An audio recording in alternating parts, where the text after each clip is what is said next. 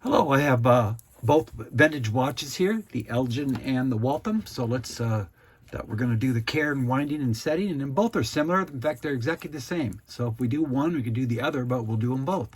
So these are not waterproof watches, and this is a beautiful Elgin on this wide cuff. So the winding will be just a little bit different than the other one as far as positioning of the watch. I'll just show you how I like to do it. These are not waterproof, so you don't want to wear them in the rain. And other than that, it's a wear everyday watch. So on this particular Elgin, we're going to wind it first. So I do things, I show you things that I believe are extremely helpful to keep these watches from running as long as possible and doing what they're supposed to do. So on this one here with the wideband, I just push the watch over to the side like that, just with your thumb. Just push it over to the side, and then so you can get to the crown now for setting the hands and winding. So instead of a pull on the crown like this, like that, we're going to do a little pinch behind the crown, all right? And we do a little pinch, just like that. Out she comes. And I'm going to go ahead and close it in.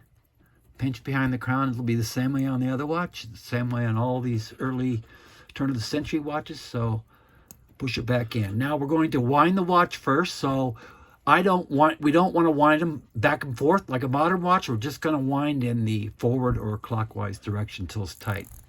The Elgin will take more winds than the Waltham. And just take your time, and you're enjoying the whole thing.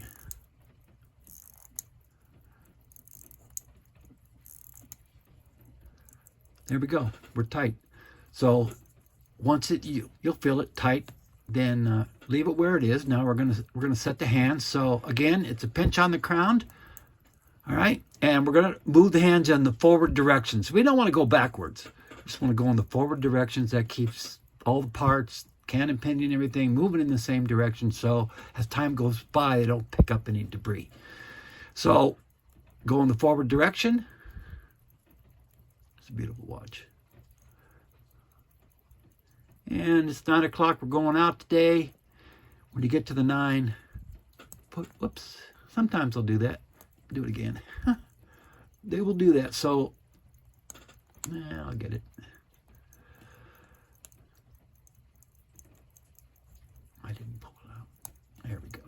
There we go. So 9 o'clock. And you'll see it's not that difficult. There we go. I pushed in the crown. And so anyway, you got the time set. So there you go. As far as care, if you want to buy yourself a little rouge cloth, and you can use it on both watches, a rouge cloth, R-O-U-G-E. You get them on Amazon. So you can just wipe down the whole thing. Just wipe the glass, the case. These are really simple to take off with a screwdriver if you feel like doing that. And just wipe the whole thing down and just wipe it off with a clean white cloth. And you will love this band. I just want to say one more thing about this band. When you get it, okay, it's never been put on any wrist. So when you get it, my experience is it's going to be a little difficult to get the other side underneath the loop here. So it goes through the first one real easy, and then you're going to struggle. Not to worry. These loops are like bulletproof. So don't be afraid you're going to tear it or anything. You're not going to do that. I've never had that experience, and I've been selling them for the last 6 years. So there you go. Let's pick up your Waltham here. Another beautiful addition to your collection. So the Waltham's the same way. I am going to wind it. So as far as when you get fingerprints and you've worn it a while, you start getting them all over the case and everything, just wipe it down with a rouge cloth.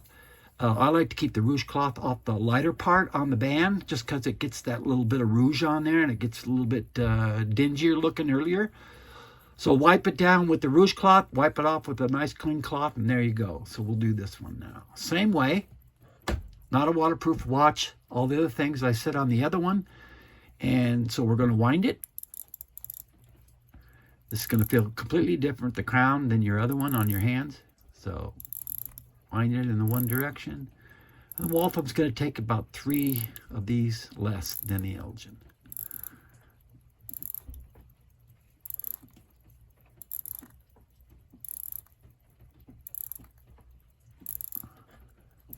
There we go. It's tight, and you'll know it. So on this, same as the other one, Instead of a pull on the crown like this, it's a pinch behind the crown, like that.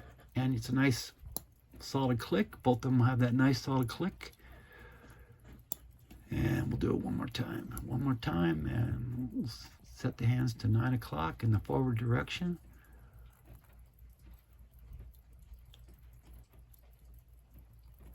I always tell people, don't speed set them. Just take your time.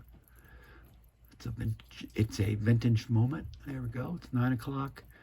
And just push in the crown, and there you go.